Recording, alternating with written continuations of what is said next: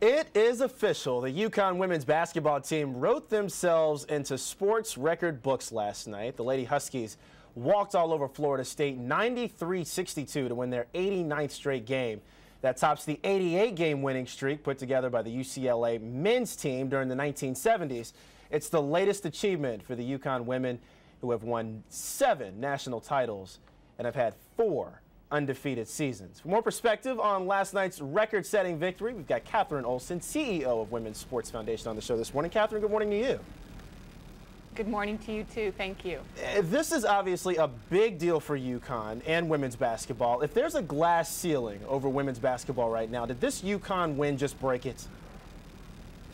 Well, first of all, congratulations to the UConn Huskies on their magnificent win last night, and it's really a time to be celebrating the streak that they have. And did it break the glass ceiling? It did break a glass ceiling. I fear that there are more out there to be broken, but it certainly broke one, and congratulations to them. If another men's team were to break this same record, you think it would have gotten more attention? I think that it would have gotten more attention, but I'm also appreciative of the fact that the win by UConn has brought this to the front page, and we're having the type of conversations that we've been having all day long and that have been across the country, where men and women were aware of the game and are celebrating their victory tonight. So let's have that conversation. Women's sports generate about 8% of all print and TV sports media coverage. Why don't women's sports get the same attention as male teams and athletes? Correct. So that 8% is right along the lines with horses, dogs, and fishing. So obviously we would like to see that number be much higher.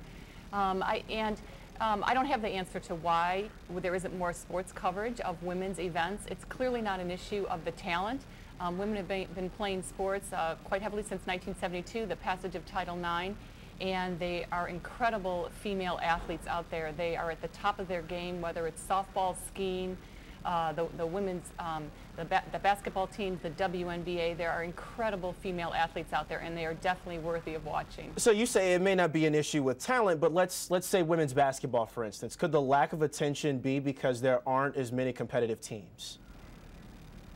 Well, there's competitive teams in the WNBA. So I think it's a broader society question why many people have grown up watching men's sports and boys' sports and not women's sports to the same degree. You get the question starting at 9 years old. A girl will notice the difference that there are more people watching her brother's Little League game than there are watching her game. So it's really a societal question.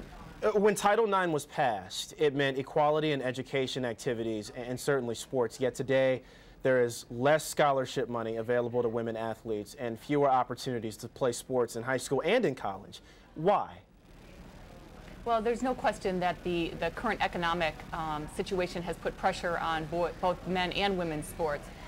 The number of opportunities has gone up by 900% for women at the high school level and has gone up for the college level as well. And actually, the participation in sports since 1972 for women has gone from 1 in 27 to 2 in 5. So there's been significant progress there. It's just that it has not followed Title IX to the level of equality that we'd like to see.